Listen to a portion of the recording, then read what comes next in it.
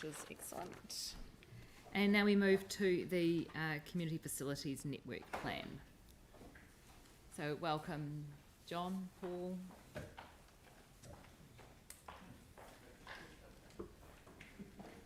Sylvia is not George and Ringo, unfortunately. No. Welcome, everyone. We've had the two deputations today based on this, as well as the engagement. Based on the deputations we've had today, is there anything further that you would look at changing on that, based on that engagement? Look, thank you, Sarah. This committee saw the draft plan and the proposed consultative process back in July, August, and we've been out and engaged extensively. You can see we've got a wide range of feedback, and the council report itself and supporting information details how that feedback has been taken on. In particular, we have listened intently and softened the requirement or perceived requirement for facilities to be always developed in partnership.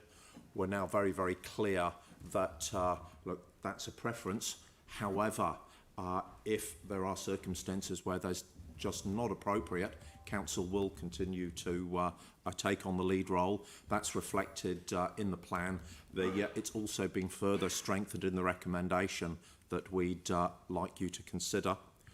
I would like to give some reassurance to Joe Gould over the rigour and the inclusiveness of a feasibility and a business plan stage to inform the community board on decision making on community facilities. But I would like to re-emphasise the value that we place around community boards as being the decision makers. They are elected and they are closest to their communities of interest, and we find that with these locally based facilities, they do provide the best decision making for them. To answer your question, Sarah, and sorry I've taken some time, I would like to re-emphasise the second recommendation, where noting that the implementation of this plan will come back to this committee in a year's time, and I'd probably like to strengthen that recommendation, because if there are any changes in the environment, changes in facilities, changes in the nature of communities of need that need to be reported and reflected, that is the medium to do so. So I think what we've heard kind of strengthens that. Lastly, I'd like to say that Graham Spinks, we've actually spent some time over yesterday afternoon and yesterday evening with our colleagues at Recreation, Sports and Events. David Bailey, the manager's been and have a talk to Graham. We do think that there is work that we can do together to assist Graham and martial arts. And if it has taken this community consultation to bring parties closer together, well, it wasn't expected, it wasn't completely in the scope of the plan, but I'm very, very glad it's happened, and we do have capacity to be able to help martial arts. They will be treated as community customers at community rates, and look, I think only good can happen from that, and we'd probably like to invite Graham to come back in a later stage and let us know how things have gone. Great. Thank you. And just quickly before it gets asked, an update. Just making sure we've got a note to make sure that we get an update on the sports network plan as well. Yep. Facilities, yeah. Very much so. So we've got Pauline, Mike, Jimmy, and Tim. Yeah, John, my question's regarding finance and the cost of running the centres. Yeah. So you've got a council-run centre where council pays for everything. They'll pay for the staffing, they'll pay for the bookings, they'll pay maintenance, etc. Yeah. Then if you go the other end, which is what we're wanting, is the community running it, getting enough bookings to make it self-sufficient, etc. Now, not all community facilities are the same. You can go from one room facilities, which have a very limited opportunity to raise funds to run the thing, Yeah. or a multi-roomed thing, which the 10 Shirley Road was very good at that, and that Yeah. was stood on its own feet. There must be a hybrid in the middle where we share some costs, and Yes, that there kind is. of thing hasn't really been addressed in the plan, so unless I've missed it. Yeah. Polly, in the plan, there's certainly hybrid. There are a couple of examples. There are at least 5 models there of how the council and the community work together. Going from council doing everything to council maybe providing a loan and communities get on with it.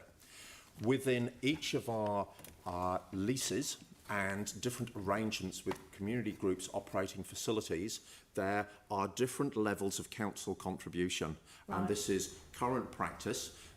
So council will play to its strengths and fund where it's most appropriate. We will fund structure, building structure. Yeah. We'll fund external maintenance, compliance, insurance, electrical, plumbing, gas. Where the communities are able to, and where they can, through volunteers or fundraising, look after the internal, maybe paint the wall, internal walls, cover power, cover cleaning costs, because they're better placed to do so through volunteers or community deals that we can't get. Appreciate it. So We do that. So we currently have a very flexible system of that. We also offer community funding. It's emphasised strongly in the plan that our intent is not to let partner organisations fail.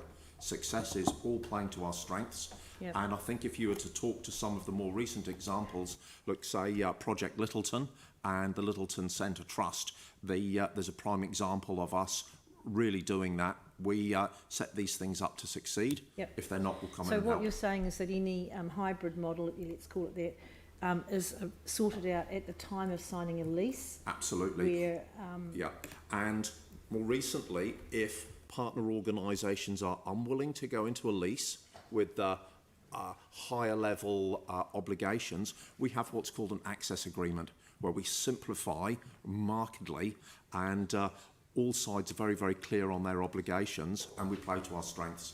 right, thank you, that's a really good answer. Yeah. Appreciate that. Thank you. Mike? Thank you. I know it's in the plan, and this seemed to be a theme for a number of feedback too. Around the citywide, there are currently no significant major geographical gaps in the network of all council and non-council owned facilities are considered. I'm not too sure if I agree with that completely, but actually one of the best feedbacks I read was actually from the Waihoro Sprayed and Cashmere Community Board. Sorry. Where they actually said, you know, that the data's not there to show actually the cost of these community facilities to people. And actually, if you start to look at that, potentially there will be significant gaps for people that can't actually afford to use many of these facilities. So I just don't think the wording in there's right in terms of actually this no gap then. Yeah, Mike, the wording is carefully chosen, and that there are no significant geographical gaps, but we do say in a number of areas, however, look at the north and look at the southwest. They look at the north first and then the southwest, because geographically that's where, you know, we're either just upon a gap or a gap's going to come pretty quickly with the infill housing development. Secondly, and most significantly, the plan does explicitly say new developments, changes are likely to be driven by changes in community need and changes in circumstance. And we quoted the Multicultural Centre as an example of that. So that the scenario that you've envisaged and that was raised by Sprayed and Cashmere are areas that are experiencing the withdrawal of other facilities or financial pressures or groups falling over. Those are the sorts of community needs, the changes in demographic, which will trigger the need to look at new or changed facilities. And if we haven't made that explicitly clear, we can certainly strengthen that wording. It's just, to me, when I look at it, we don't know if there's gaps because we don't actually know the cost to the communities to hire all these buildings. And actually, if we knew that, then it may suddenly say, actually, these buildings aren't accessible to a number of people in the community, and then suddenly there is a gap already in existence in this community. So to me, it's just a little bit too generic, I guess, and it's not really saying what the true situation is for certain communities. Mike, I Probably guess- one more response to that, if I may, through you, Madam. Sorry. No, I was just going to say, is there a change that you'd like or additional information based on that, or are you just expressing a concern? Because it talks about, it specifies geographic and your concerns about access to those ones in the geographic spaces, is that right? So would you like some more information included on? Okay, thanks. Yeah. John, were you going to add to that? No, just to note that under the implementation plan, one of the actions is to collate more information on facilities that council doesn't own. So when I referred earlier to reporting back to the community year's time on the implementation plan, we would aim to have filled a lot of that gap of information to allow better decision making. It's just part of the process. We're not in a position to report it now. No. That's And when what it I would comes say. to community facilities that are council owned, that's something that when it comes to affordability, we're in charge of for fees and You are. charges and Yep. stuff. Okay, thanks. Jimmy, and then Tim, then Anne, then Mel. Okay, thank you. Mike, regarding the future development, based on the community themselves and request, like the multiple center, or maybe the developer, Southwest, whatever. But my question is, even like the multiple center, like last year, council allowance, secure, but still when we, to take over this one, to be the more upgrade, formal operation, probably still need to take another 2 years, etc.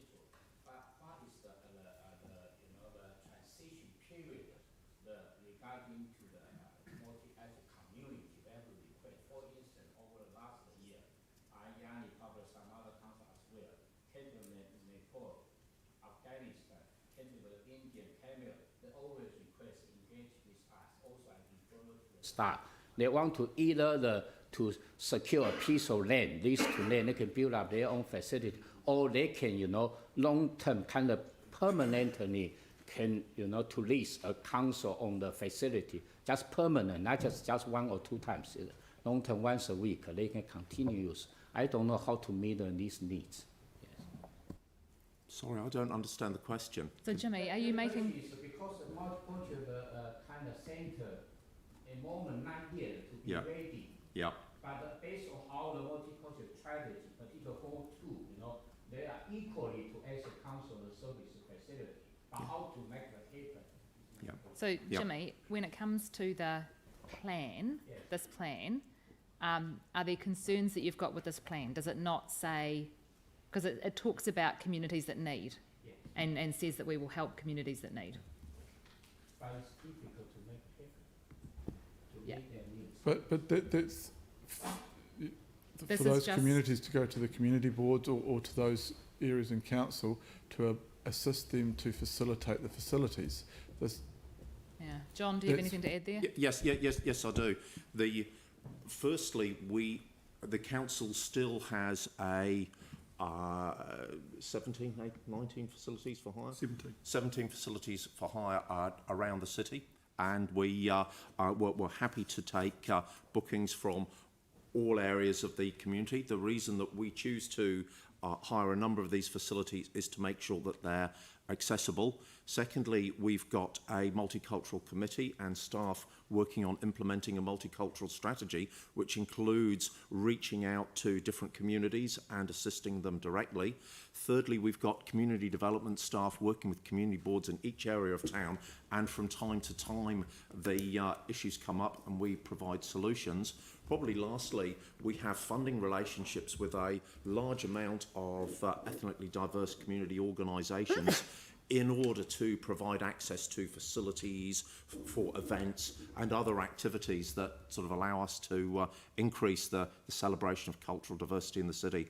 So there are a number of mechanisms, probably outside the scope of this plan, which is largely, facility based. Tim? Thank you, John. Following on from what Graham brought in the old days, you used to turn up and you'd be able to put the bags and things for boxing or whatever it was, taekwondo, whatever it was, under, you'd have the old stage in the hall, you'd have an area, and a lot of the stuff was, your gloves and stuff were personal. Yeah. With our new facilities that we've built, do we take that type of thing into account? Because it'd be hard to, say, lease a building to one organisation to try and minimise the cost of running it. Is that, am I on the right track, or?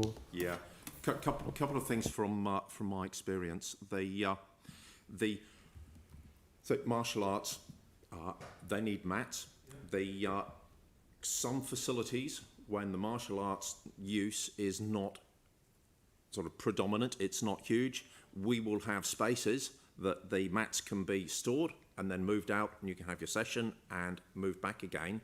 The more that facility is used for the activity and the higher level of that activity, the less convenient it is to move these things in and out. If the facility gets too specialist, the value of the equipment and the time taken and the safety implications of setting it up and pulling it down get prohibitive.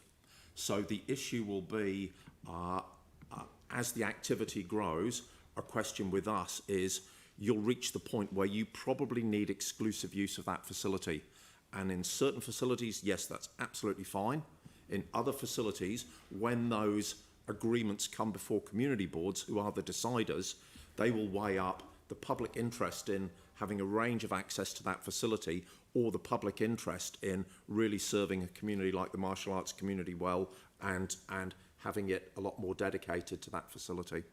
So with say, rather than having it dedicated to, say, judo, which needs the mats, a lot of them need the hanging points for the... So would there be an opportunity to look at a facility and, say, cross-lease to a number of martial arts or boxing? Would it cross... Yeah. And that would be a discussion that we would have, probably led by David Bailey in Rec Sports and Events, and it's... once you start getting into a specialisation like that, it moves out of the general purpose community facility more into a recreational and sport facility. I know from talking with David last night, they do have capacity and they do have facilities, and it might be a very, very useful conversation with Graham and other members of the martial arts community. They might get a lot of benefit out of this morning, tell you the truth. That's great, thank you. And then Mel. Yeah, kia ora, thank you. I mean, it's incredibly complex, all this. You've got so multi-layers of stuff to think about and organise.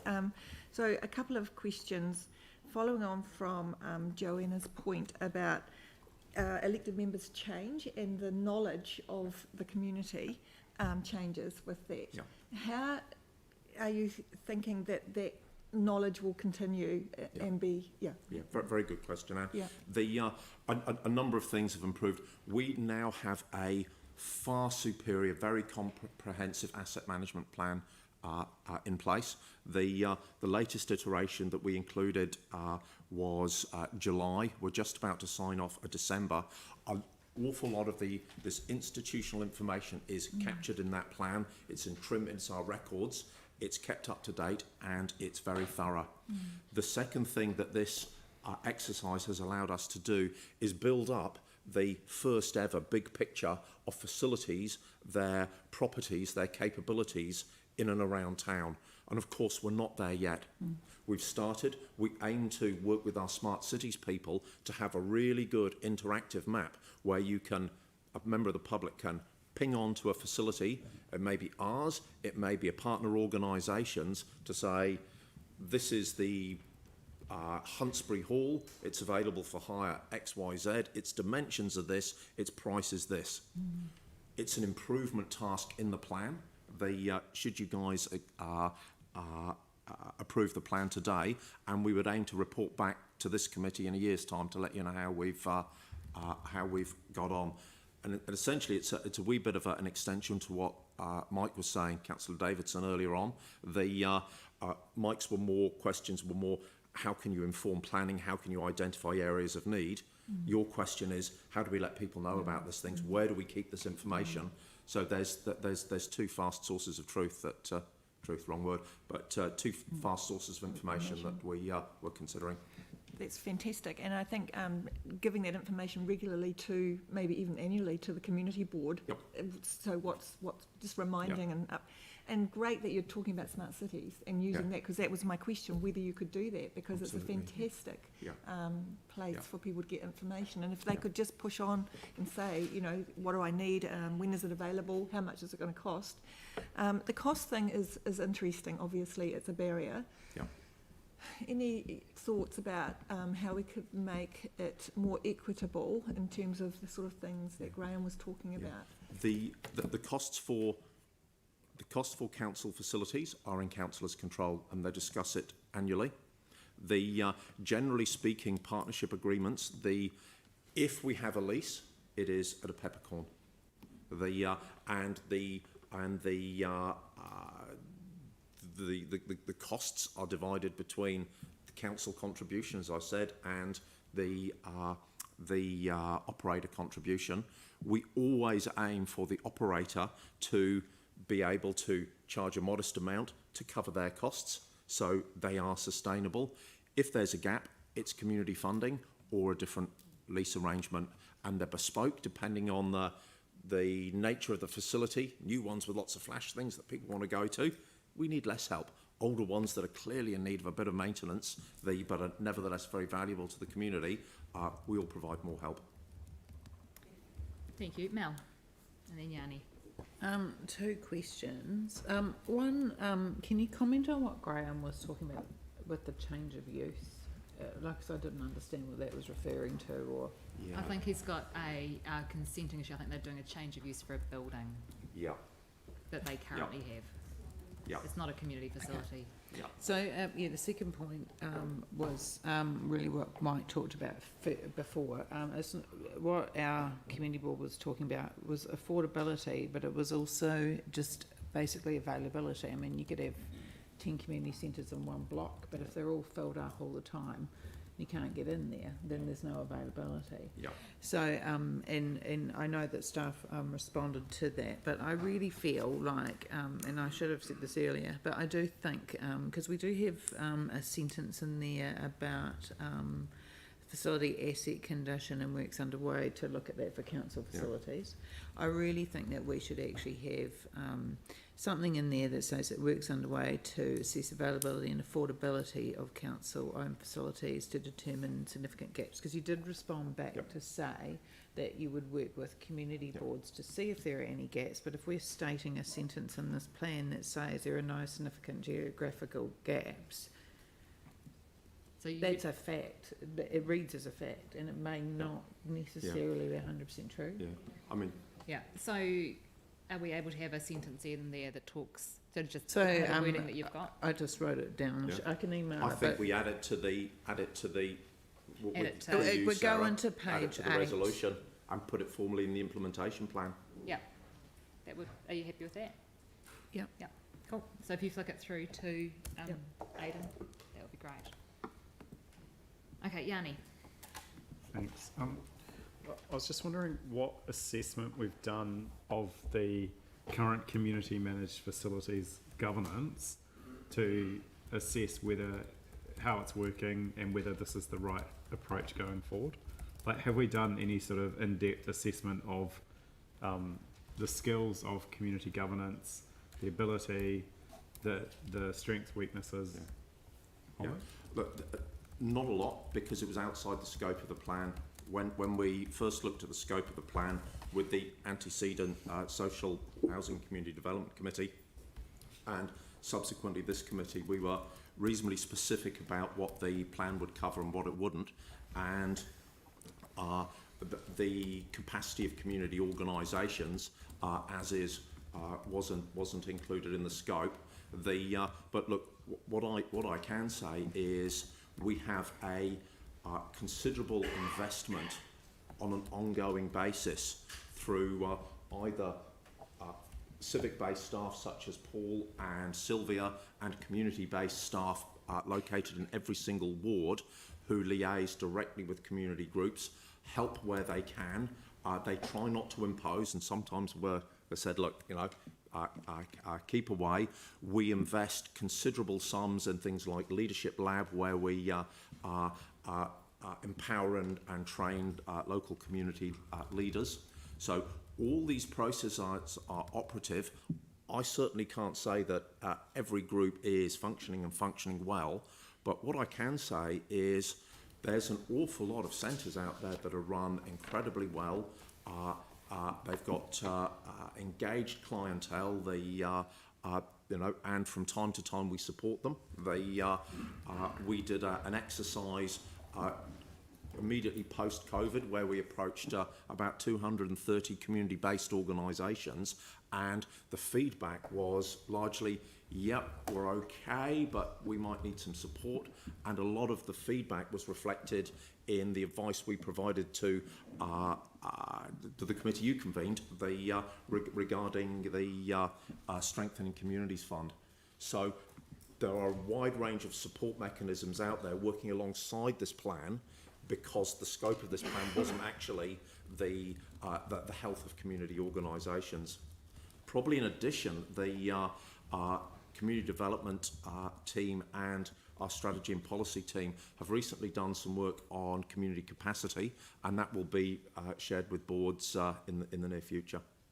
So I'm just trying to understand if we're adopting a sort of high level principle to have more community managed facilities, but we don't understand in sufficient detail, and we haven't done any review of the way in which these facilities have been community run, then it feels like a gap.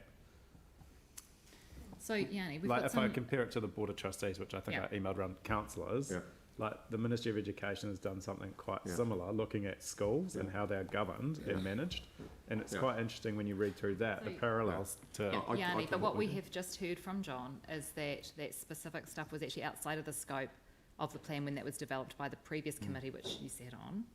And that work is ongoing. We have repeatedly raised at every briefing that we've had at our board and at workshops to the appropriate committee.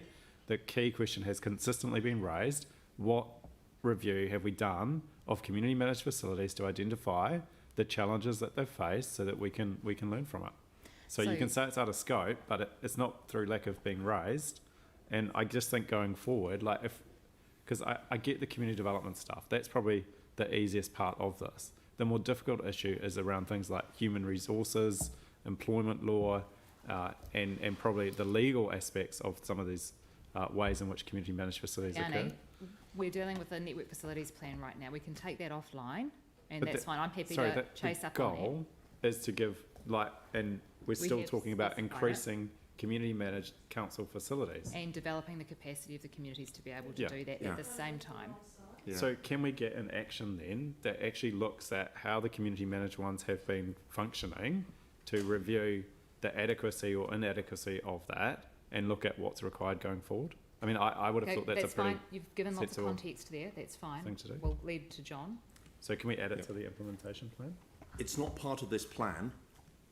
An action like that is an awful lot of work, and I would want to be able to work with my colleagues, identify the scope of an exercise like that and bring it back to this committee so they could talk about this in terms of other organisational priorities before committing. So John, I think it's a really good point. And have a look at the scope. Would it be fair to say that if there, and I know that there have been cases in the past where there has been some concerns about how a facility is being run or managed, or if an organisation is struggling, what has happened in that case? Yeah,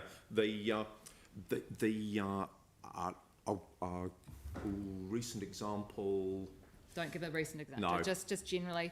Yeah. Staff help out. Generally speaking, first of all, a conversation's undertaken in a discreet way, so it's not seen that the council or the community are bowling in and muscling or committing to a predetermined result. Usually there's a conversation: how are you going? Is there anything we can assist with? The conversations usually happen through community development advisors or centrally based staff. Sometimes we'll ask elected members to move in. A very successful way of doing this is the way we managed, I think anyway, at community-based early learning centres, where we did uncover a raft of issues. And through Gary Watson's team, we're able to produce a one-stop shop council response, which required some funding, collaboration with the Ministry of Development, who looked after a lot of the skills-based stuff, collaboration with our asset team, and we've now got a safe and secure network going forward. Yeah. So there are the provisions to do that, and probably also like to say that where we say, look, a preference working partnerships going forward, we've got 3 live examples. They're all mentioned in the implementation plan. The St Albans Community Centre, working with a community organisation, SARA. They're independent, they're capable, they're coming to us and we're going to them with ideas on how we play to our strengths, and it seems to be going very well. The other 2 examples, the Opawa Volunteer Library, again, robust, good organisation, need assistance in certain areas and not in other areas. The third one's Manuka Cottage. They are again, that they're all going pretty well. Those are sort of live examples at the moment. If any organisations are experiencing difficulties, we are here to help, and we've got the capacity to do that. Okay, so we just wind off this particular one. So Yanni's requested that some further work be done to look at a whole review of all of our facilities that are managed. Of course, that would only do council facilities and not all the other community ones. Do people want a scoping thing done on that, or just leave it to staff on a case-by-case basis Leave it as to the things community pop up? boards and the The boards. governance staff are well Community aware of Hang on a this. sec, Yanni. Yeah. So So if it's too much. someone raises something, that's fine, but do people generally want staff to go away and do this extra bit of work for us, or are we just happy to leave it for now? Just not a balanced report. Andrew? I mean, I think Just that, on this particular thing? yeah, I think it It's leads not to a a further whole question: to what extent what we know about the way that community facilities that are run in partnership, to what extent has that influenced what's in this particular plan? And I'm assuming it has. If we can be confident that what we know about the good, the bad and the otherwise of the way that we're doing this in partnership with groups already, and there are good examples out there, and there are good examples out there of where it hasn't worked so well, or where there have been some speed wobbles that have come good, I think if we can be confident that all of that is been used to inform what we've got in front of us, then we wouldn't need any further work to be done. Thanks. Yeah.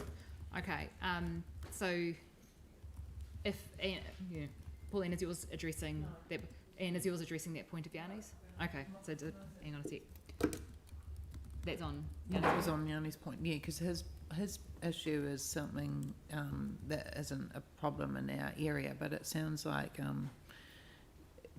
I can think of 2 in our community board area which have been dealt with. They've been raised by either an elected member or a member of the community or the group itself, I and they think have just been worked with the staff. We've got a couple of live examples in this in your collective area at the moment that we're working on. Okay, so Yeah. what I think at the moment is that we don't, while there's been an individual concern raised about that, but we don't, it seems like the meeting generally doesn't need further information on that, so we won't take it as an action point. But Yanni, I'm happy to chat to you about it offline to see if there's anything further we can do without adding to the workload of staff on that particular point at the moment. That's So we'll move on right. to the next point. Pauline, Thank you. hang on, we'll just go back round again. So going Pauline back and to the Yanni. affordability issue, it could go the other way potentially, where a community or some organisation is running the centre and their prices go up and they're not affordable. Yeah. So I know we will have a lease in place, but would it also be quite good to construct an MOU Yeah. with anyone so that we have an expectation in there that they're also on the same page as council and providing a service. Yeah, Pauline, very good point. Our most recent work in that area, and I'll use the Littleton Recreation Centre, in their activation agreement, which is not a lease because they didn't want the legal implications of the lease. There is a clause in there over setting fees and charges that they are reasonably consistent with council's fees and charges. And if there is a decision to change markedly, that this is discussed with community governance staff and, if necessary, with the community board. Okay, thank you. And one last question. Insurance. Yep. Does council cover insurance for all the facilities? Yes, we do. We always cover building insurance. Yep. We insist that organisations leasing facilities and at times activating facilities get public liability insurance. It's very important they get that for themselves. We give really good advice on the level at which they should get and where to go to get the very best price. It's not usually prohibitively expensive, but we do take that into account when we're setting lease charges or the amount of services that council will pay for. We may do extra maintenance, we may do the grounds if the organisation would struggle to get public liability insurance. You should get that and we should do the grounds rather than we buy public liability insurance for someone else. Okay. Yeah, okay. And then Yanni. Thank you. Sorry, you're getting a bit of a workover this morning, John. It's been 30 months, we expect it. Yeah.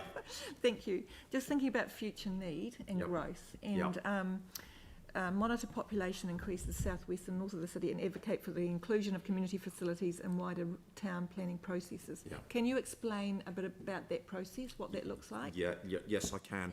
And again, I'll probably refer to Mike's earlier observation. There are two areas of town that we've got our eyes on through this plan. Firstly, it's the north between Belfast and sort of Preston's area. There's a lot of development southwest.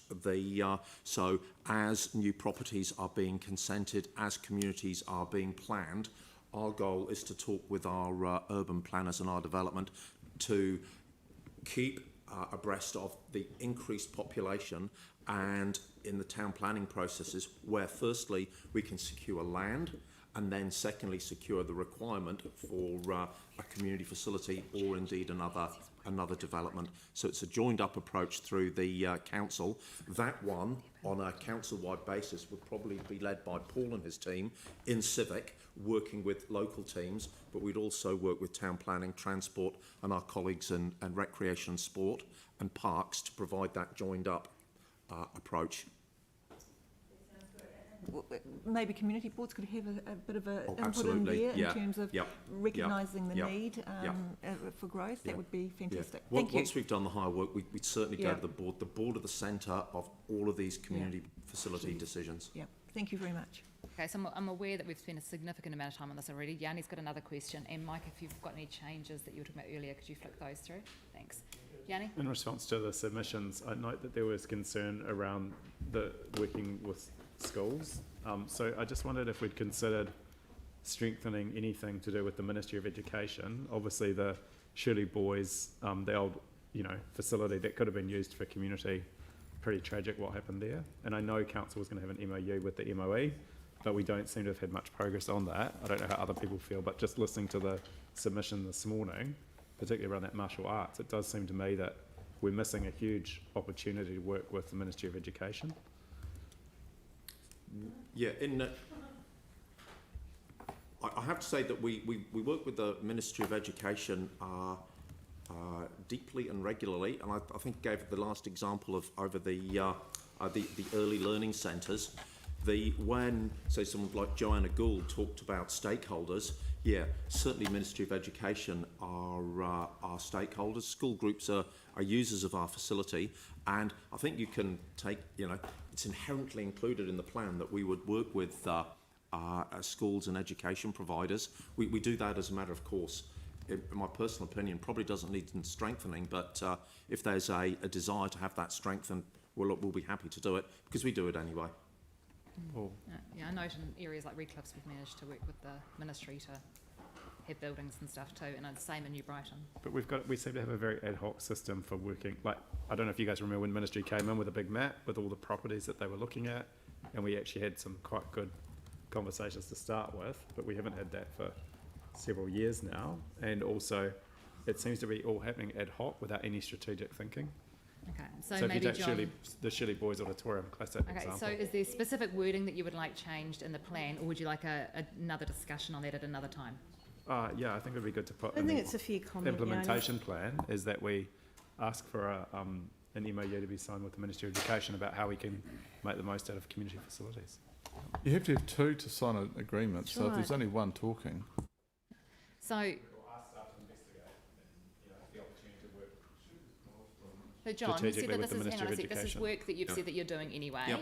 So are you happy to add some wording in there? Yes, I am. That, you know, council staff work with the Ministry for Education to make the best use of Existing and community future opportunities facility for opportunities. something like that. Yep. Okay.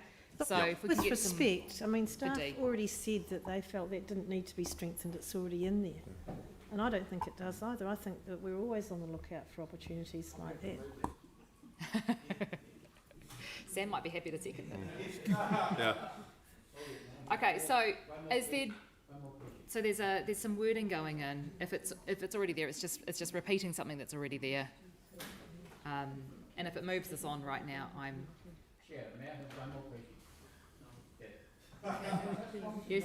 Why you know, regarding implementation until the December of next year, report back to the committee? Because I'm concerned they cross the two different kind of the annual plan, you know. Probably start at June, that's for this year, financial.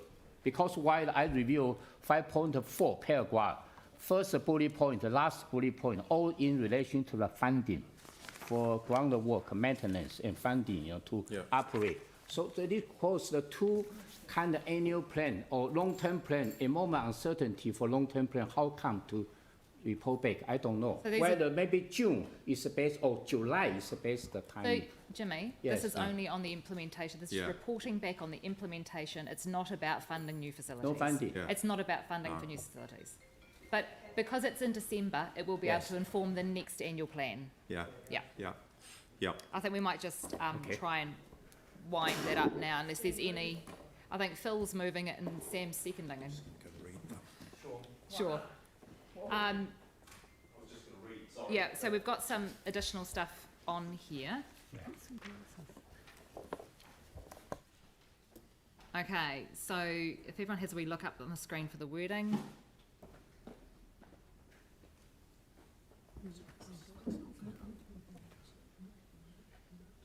Are people comfortable with that? Was there anything that you wanted to? Oh, you've put it through? Excuse me, Sarah. I'm wondering if we could get it a bit bigger. The text, it's actually really Sorry. quite difficult to read. And she's got her glasses on too. I'll remember that, Sam. Are we able to make the text a little bit bigger on the screen? I hold a grudge, big time. And I think Mike said he sent some wording through to Aidan. Great.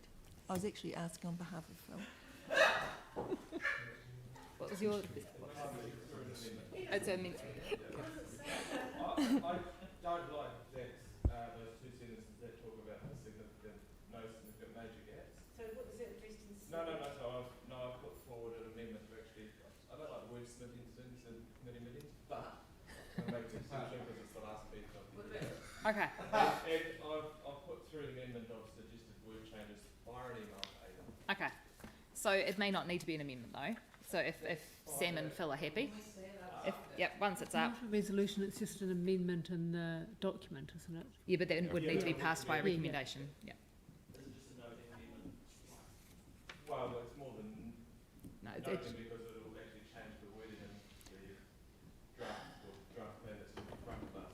Yeah. It basically just says to take out those first two sentences on page 8, which refer to the no significant What? geographical 8 of the plan. So what page on our agenda? 27, and change it to the citywide map of the distribution of facilities in figure 3 provides an overview of all council and non-council owned facilities across the district. So it's just taking out the comment that there's no significant major geographical gap.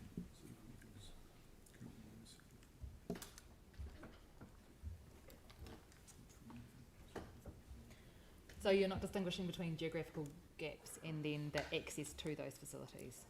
I just fundamentally don't like that paragraph in there. Okay. Because I believe there is significant gaps already. Where, for example? Could you give an I'm example? really sorry so for just so the interrupting. staff can get an Excuse me. idea what Oh, you're sorry, thinking. Anne, Leanne's got a, Excuse me, I'm really sorry for interrupting, but I cannot hear anyone who doesn't switch on the mic. Apologies. Mike? Mike. Everything I was saying was really good. Mike's on. All right. I just want to replace, there's a couple of sentences on page 27 of the agenda refers to be no significant major geographical gap when you look at both community council and community owned facilities. I disagree, and a lot of the feedback we received also disagrees with that, so I just wanted to change that to show that actually that figure 3 just provides the overview of all the council and non-council owned facilities, and actually not mention the fact that there are no significant major gaps, because I think that's subjective. okay. Well, what's in Hang on, Redwood? let's just, so Melanie? What's in Preston? Melanie, are you happy with that, or? Okay. For my point, I actually ideally wanted it included within the document, because that would sort of have worked with, like the similar one to how they're working upon assessing the condition. If we said, about doing what Mike said is fine, and then having it in the implementation plan is good. Yeah, I mean, John, my impression would be that it wouldn't change the guidelines to how we make the decisions. No, it wouldn't. It's just, We're it just relaxed takes about out that something being removed. that has got people's, Yep. yeah. Yeah. The document, through you, Sarah, is a decision-making framework. Yeah. That remains entirely intact, and we'd be comfortable with that sentence being removed. It wouldn't change anything. Okay, Anne? I'm wondering if 1A could be amended slightly to include the words current and future. So continue to develop capacity in current and future in the community. In the community to operate and activate. So I'm worried about current future and future growth. facilities. Yeah, Yep. yeah. I'm wondering how we So after activate in activate. A, current and future. Yeah. Capacity. Is that okay? Does that make sense? Yeah. Okay. Thank you. Okay, so we just need to, are people generally comfortable with Mike's amendment? So we're just going to need to find it, so take it out as an amendment, but copy and put it in, so it'd be 1D. It would come in there. Because it's a change to the draft. So you've got to be happy with those changes. Sorry. No, I'm going to no, it can't be there. That's right. So it can't be, because it's amending. Phil can't see. These ones are all about Appendix 3. So it has to be subject to replacing the two sentences. Oh, so it and has to be amending. it has to be a 2. Speak. Sorry.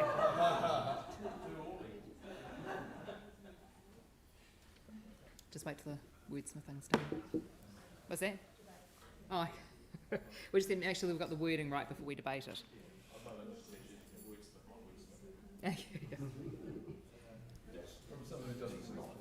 Yeah, yeah.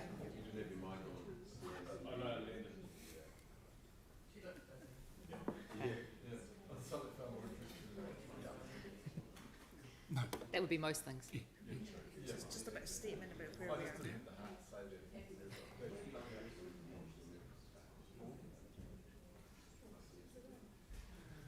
Okay, that's looking good.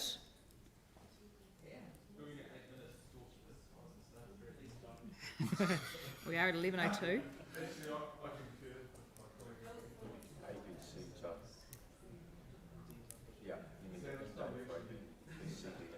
That's okay. That's it. Right. Okay, so we have this wordsmithed and formatted. And Phil, would you like to open the debate, or would you like to just leave it and to close it at the end? Okay, that's the best two-word debate we've had. Pauline. Oh yeah, look, just very, very quick, but it's a huge piece of work, and thank you very much. And I think that it signifies a dramatic shift actually in the way council's working, and just to actually have community-led organisations coming up. I think the issue with the mapping is the fact that we have included all facilities, and some of them are specialists, and you might include churches in those. So, you know, what we really need is enough facilities that are just for residents and run by the community or council, but preferably community for the residents. We've addressed affordability and accessibility, and those two things are very, very important. And the way I see this is that it's a living document. I see it as a living document. I see it as being containing some flexibility, because, you know, it's not one size fits all, and that's the key thing we've got to remember with community facilities. And a certain amount of the mapping is actually comparing apples with pears. You've got different facilities in different communities. You've got facilities that are big and are multi-roomed, and you know, they can apply to lots of different interests in the community, and therefore they have an ability to bring in more income, and other facilities that are very small and are much more limited. So it's a very broad and diverse piece of work, this. But as I say, to me, it's a living, flexible document in response to community needs, changing communities, and I think the driver of these things has to be community boards and the relationship with the community development teams and council staff all working together with communities to keep an eye on things. And I think this is a big step forward. So thanks for the amazing amount of work, and I'll be supporting this today. Thanks, Pauline. We've got Andrew, Tim, then Mel. Thank you. I'd also like to acknowledge all of the work that's gone into this. I mean, this has taken some time to put together as a plan which is capable of approval today. And the conversations that led to it and that started this piece of work have been going on through various annual plans, long-term plans, activity plans, conversations at community board, conversations in the community for a very long time. In fact, even since before the time I was elected to a community board in 2010. So it's good to see this finally land in a plan which is in front of us in this way today.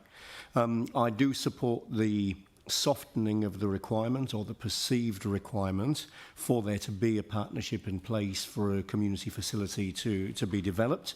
I think we always need to bear in mind that different communities have got different degrees of capacity, capability and willingness to enter into a partnership. And often it's those communities where there's greatest need for community facilities, where it's least likely that we'll find a community organisation which is able to partner. That's not across the board. And of course that speaks to another matter that this plan I think reflects quite well, which that whilst not all community facilities are the same, and Pauline made that point very well, not all communities are the same. So we cannot take a one-size-fits-all approach. We need the flexibility to work with different communities in different ways according to their capacity, capability, willingness and so on. And in that regard, we've got the table at figure 4, which has got the different capacities that council and community can have in various different relationships. And my expectation would be that even though that's well laid out and sets out opportunities, that there's plenty of flexibility even within that table at figure 4 to realise that different facilities, different communities will require different approaches, some of which we may not have even thought of yet. But now, in general, I welcome this piece of work. I think it reflects a direction that we've been wanting to move in for some time, and I look forward to seeing it been implemented and getting that report back. Thank you. I think we'll start the timer for the next ones. So we have Tim, then Mel, then Yanni, then Anne, then Jimmy. Thank you, look, and thank you to staff for this is a huge step forward, and it's a huge amount of work, so thank you. I guess just the thing in the back of my mind is when a resident came to us and talked to us about residents coming rather than groups or committees or whatever, so to ensure that connection to a facility for all residents, rather than just perhaps the want of a better term, the usual suspects, and those that are governing those community facilities through and for the council and their communities are open to all residents, and we have to ensure that that is the case, and also that good connection to our community boards. So I think that's the best way forward with that, and we've got to ensure that. So I'd be really deeply concerned and disappointed if that were not the case. So I think that that's really got to be taken on board and listened to, but also with our community facility, our community board staff as well. So yeah, I think that's the real key for me. So thank you very much. No time required on that one, Sarah. Thank you. Mel, then Yanni, then Anne, then Jimmy. I mean, I think community facilities are very important, especially probably to community boards, because they are local facilities. I'd like to thank John and Paul for being amenable to all the changes that we've suggested, because I think that's very important. Community facilities are really important for community building, and sometimes the community is there first, or they've lost their facility, and then we build one for them, or we help them in that process. And it's not easy, even if you've got a partner. It can take 8 to 10 years to get a facility back up and running or built again. And sometimes there's the opposite, where there's an empty building and you're trying to find, I've been through the process of trying to find people who will run that space, and that is a difficult one, and it relies on our community development advisors and the support of the board, and rallying individuals in the community to get together who don't know each other to be able to do something. And they can do it, but they can't do it alone. They need community governance staff and community board members to be behind that, and it can happen. So it really is important for developing community capacity building, and all that some people don't necessarily have or believe that they have, but they can find it within themselves. So I just think this is really important for us. So thanks. Thanks, Mel. Yanni.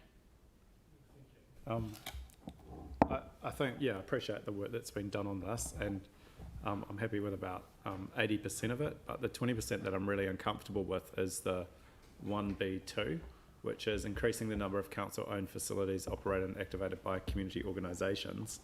And I know you've put some slightly more wording at the end around appropriate capacity and capability, but to me this feels very much like the Tomorrow Schools model, and I think we really need to look at the assessment of how that's worked or not worked. And what's really clear from that review, which I spent a lot of time reading, says there's no evidence to suggest that current self-governing schools model has been successful in raising student achievement or improving equity as was intended. And it goes on to say children from disadvantaged homes, too many Māori and Pacific families, and those with significant additional learning needs remain those most poorly served by the system. And the point that is made in that review is that for far too often we've put huge governance and statutory responsibility on boards of trustees, and I don't think that's unsimilar to the idea that the community should run council-owned facilities. It's not to say that there's not a place for it, and I support it where it can happen, but I don't think we should set a goal of sort of in a key direction of trying to increase it. That should be done when the community wants to do it, not us saying this is something that we're going to push you towards, which I feel that this part of the strategy does. I think what's really important though is that we do have community input, and just not having community governance of facilities or community management doesn't mean that you wouldn't have community representation around focusing on the things that are important to that community. And again, just to stress, that's one of the key things that came out of the Board of Trustees review into Tomorrow Schools, was that people dealing with complex issues like human resource issues, employment law, technical building maintenance issues are often don't have the understanding and the expertise in those fields, and can spend a lot of time focusing on that rather than on the key things, which is what's important to that community. So I strongly disagree with the approach that we're taking around increasing the number of our facilities that we want the community to run.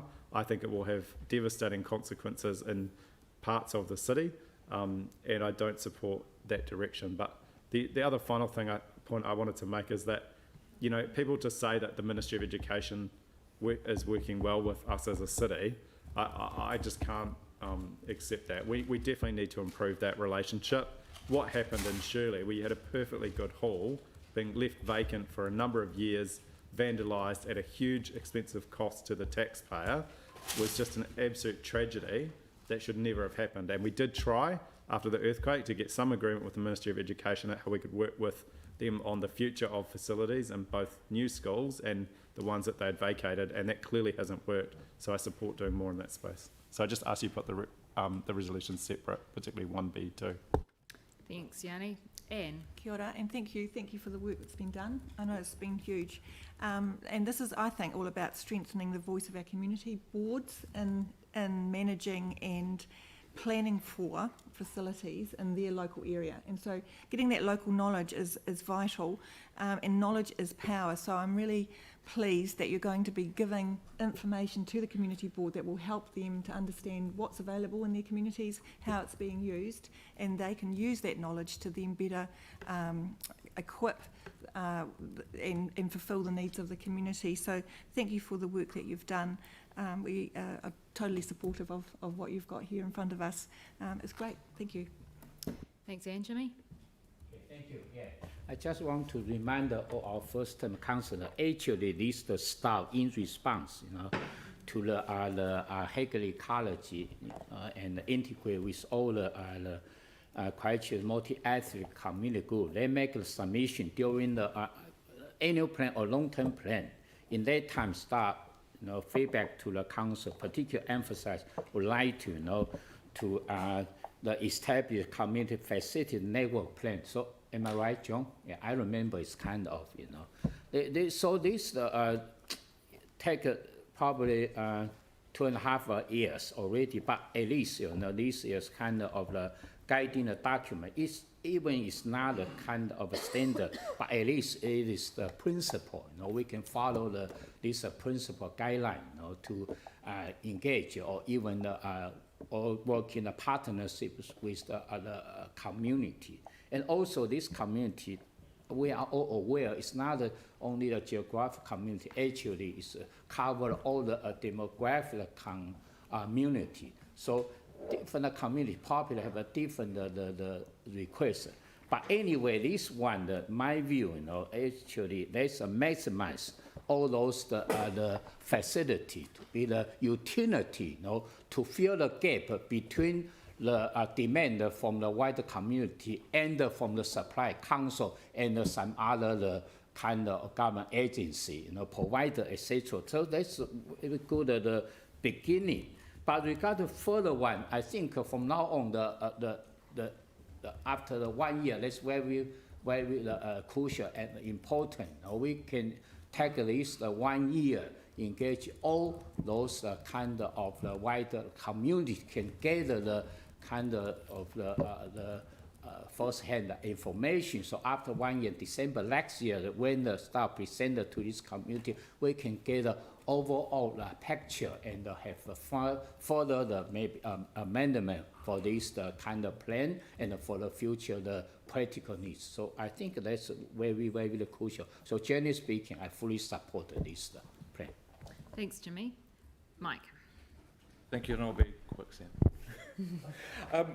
Look, thanks for all the work, and obviously this has taken a long time to actually get to this point. And although the plan obviously has a little bit of strategic context in there, the reality, this is a stock take of where we currently sit in terms of council-owned facilities and community-owned facilities. That's what it is. And I think figure 3 highlights actually the amount of facilities there are. But we just got to be a little bit careful, I guess, when we look at that to realise not all facilities created equal, and the ability for community groups to access them is limited depending on that group's ability. So I think this is really good. It's going to aid in our decision making as we move forward and working out where there are gaps, but it's how we actually try and get the data through to actually show where the true gaps are and not where the gaps looked to be. Thank you. Phil, would you like to close the debate? Oh, Leanne. Yep, Leanne. Yes, I wasn't going to contribute to this debate, but I think Yanni's comments really have compelled me to do so. I really want to focus on the words appropriate capacity and capability to do so. If you had approached the Aranui Community Trust in the year 2000 and said to them, would you like to run the local facility? Actually, they would have said yes back then, because it would have been better than the arrangement that was in place with another community group running it. But in fact, the work that went into that community, developing a sense of trust and building capacity and capability on the ground, has actually enabled that community to find itself in an equivalent position to the Littleton community, which had that capacity, and I think Andrew's identified that right from the get-go. When the earthquakes happened, both communities were in the position to step up and really support their communities in a very upfront and personal way, but with incredible capacity and capability. And in a disaster, we all know that these communities find within themselves they have this capability and capacity, which is why I never like to refer to the to a phrase that suggests that we're giving them something, that we're empowering them. The power is within. It's just the question of self-belief and the ability to actually act. I think that our facilities are an ideal base for building capacity and capability within communities. And so I do want to support this particular part of the motion. And I want to pay tribute to the community of Aranui. I'd like to pay tribute to the community of Littleton, because they represent the very best of what we can be and what a number of communities across the city would aspire to be if they were given a sense of trust and belief by their local council. So I do urge councillors to support the whole resolution. Thank you. And with that, I'll put them all together, Yanni, but if you'd like to have your vote recorded against any of those, just let us know which ones. 1B2. Okay, so all in favour, please say aye. Aye. Any against the whole thing? No, and just Yanni recorded against 1B2. Thank you. Okay, so we will break now, and we will come back in 15 minutes, so at 11:35, and we'll see if we can get the rest of it finished by the lunch break. Will be really good. Thank you very